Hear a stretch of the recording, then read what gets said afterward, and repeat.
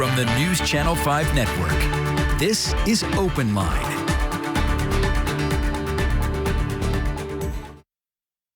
Good evening, everyone, and welcome to OpenLine. Thank you for sharing your Monday night with me. I'm Carrie Sharp. Tonight, we're going to be talking about bringing business to the state of Tennessee and some really landmark deals made recently and what it means for Tennessee's future.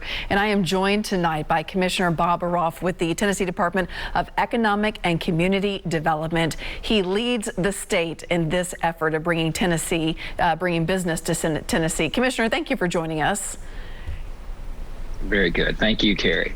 You're very welcome. I just want to jump in, and for people who may not be familiar with the Tennessee Department of Economic and Community Development, let's just start there. What do you do? So, Carrie, our job in our department is to recruit great companies to our state.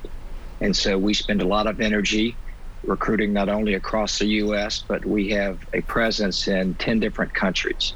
And the responsibility is to tell the Tennessee story and position us to be considered as these companies look to either expand or bring a new facility or a new investment to our state.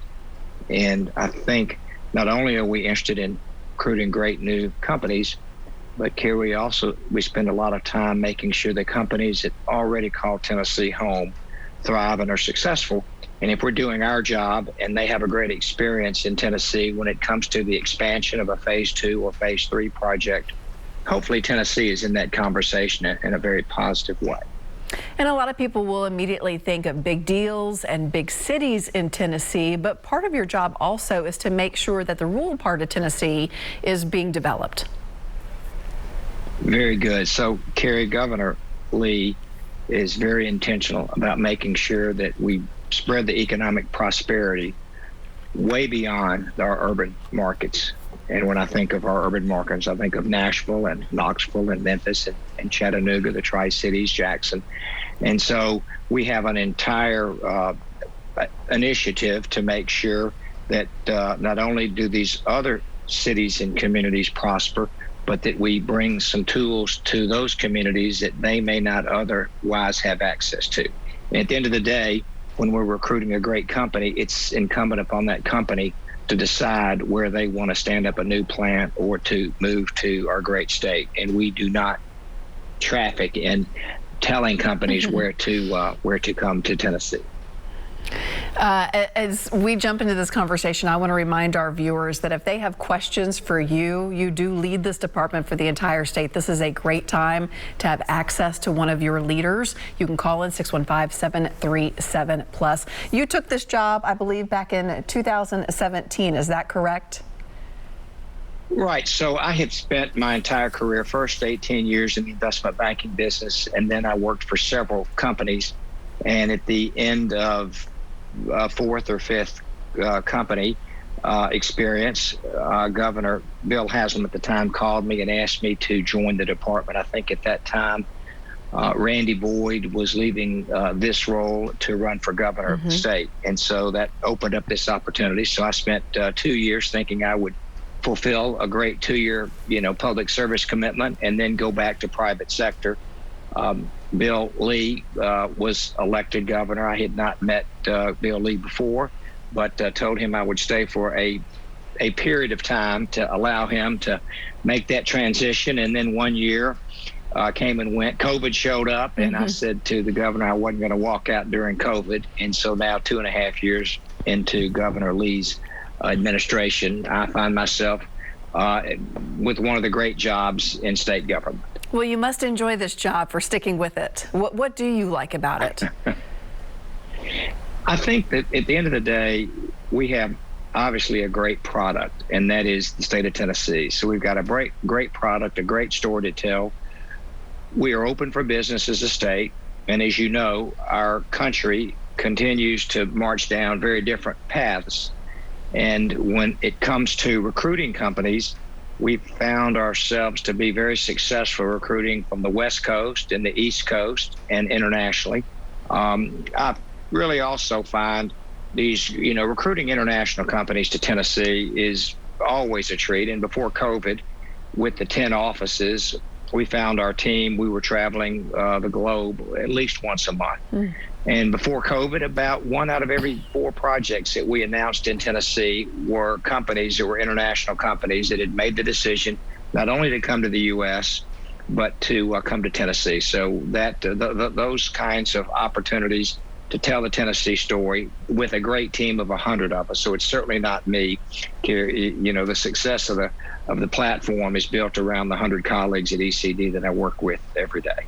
I do wonder, you brought up COVID, and the job announcements have continued over the past year and a half, and the relocation announcements have continued. How has our policies as a state, when it comes to COVID and our protocols and how we have continued to do business, how has that played into companies deciding they would like to be located in Tennessee, maybe rather than California or New York? Because there have been some changes. Sure. So when COVID impacted our country, I guess it's now March of 2020, you know, the world from a business perspective, Carrie, really stopped. And I'm not aware of any company that was prepared for a pandemic. It just was not in anybody's playbook, and you couldn't pull a certain template off the shelf. And so truly, commerce and business really slowed down. And then so we had to be creative. We couldn't travel. Companies couldn't come to this. Really, we couldn't travel not only across the U.S., but across the globe. So we used some of the technology. We all now have come to live in the world of Zoom. And so we were able to market our resources and our assets.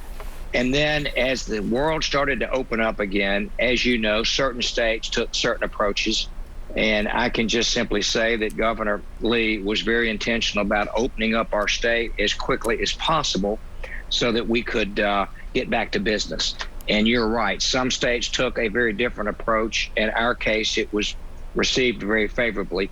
And it was just like the lights turned on January 1st of this year. So these companies that had sat on the sidelines basically awakened and said, you know what, the world is not going to collapse. Business is very robust. And so it's like since January 1st, we have been at a robust pace that exceeds the pace and the number of jobs and announcements and the successes that we had experienced before the pandemic. And I want to dig into some of those announcements in just a second, but first let's get to the phone lines. We have Rob kicking us off tonight. Rob, thank you for being part of OpenLine. What's your comment or question for the commissioner? I just got a goofy comment. You know, it seems like everybody's moving to Tennessee. I hope they don't bring the craziness with them from California and all these other crazy states. I'm going to leave it at that, make a joke out of it. Love everybody. Y'all have a good night. All right. Thank you, Rob. Commissioner, you've heard that one before, right? I have. Actually, Rob does bring up a great point, and I think it's the citizens of our state, it's the business leaders of our state that are very intentional about making sure that we do not turn into the state that these companies are leaving. And I am reminded they are leaving for a reason. And I can say this, the last 2 companies that I worked for, we had operations in California. And I can say firsthand, California may be the most business unfriendly state, not in the U.S., but on the globe.